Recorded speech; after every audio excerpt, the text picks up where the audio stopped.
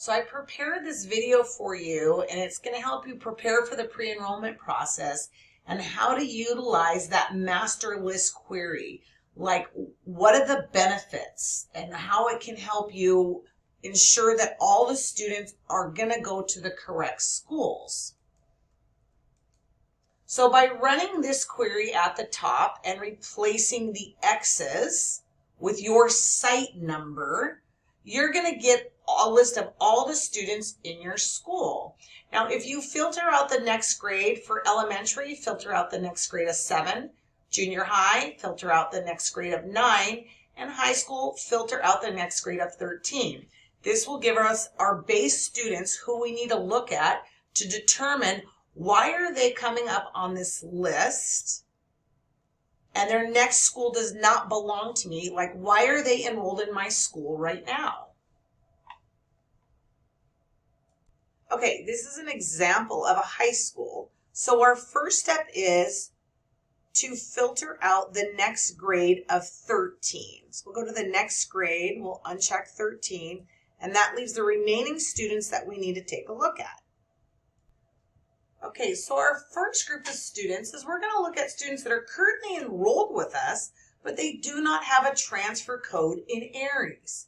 So if we go to the inner district and filter out all the codes except the blanks, so keep the blanks, this is going to show you all the students who are currently enrolled at your site without a transfer.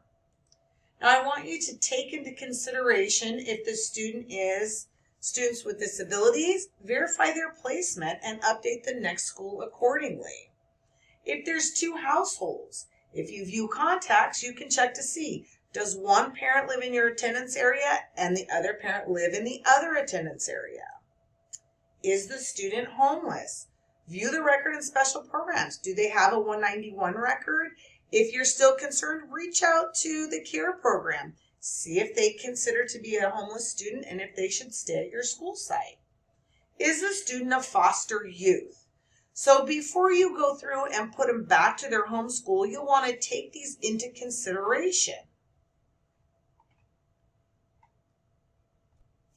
Okay, so as I said, we're going to go ahead to the inner district.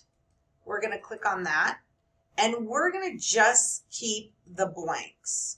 So we want to know why these students here are on our computer, right? But they don't have that Aries transfer code. Now we can tell right here by the program code that they could be in special ed and maybe this is their placement. So you should check that first. Is this the school they're supposed to go to? Remember, next school year, okay? And we're going to go ahead and we're going to filter out all the S's and just keep the blanks. So this group of kids here, you would want to go through and you can check these students in Aries and look in their contact record to see if maybe one parent lives in your address area. You can check the special programs to see if they have a homeless record and verify if they're foster youth. If they belong to you, you need to make sure that you go into Aries and you change that next school to your site. In this case, it would be school 103. Now the next group of students we're going to look at is we're going to verify the students that are on a transfer. If you filter the inter-district codes, keeping 5, 6, 8, 9, 10, and S, this will show you students who may not have their next school field tagged correctly, and you should update as needed. Okay, so we're going to go to the inner district, and we are going to just keep those kids with those transfers we discussed. So the 5 and the 6, as we can see, if our school is 103, the next schools are set to 102 and 104.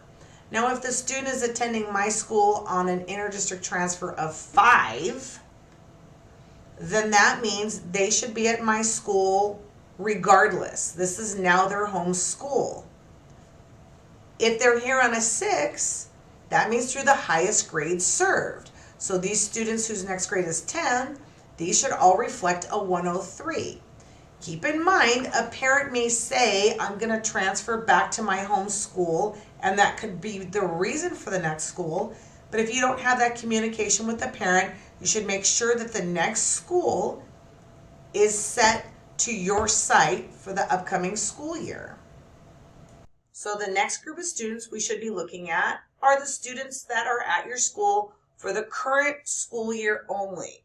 They have a transfer code of 7. Now, I want you guys to be proactive.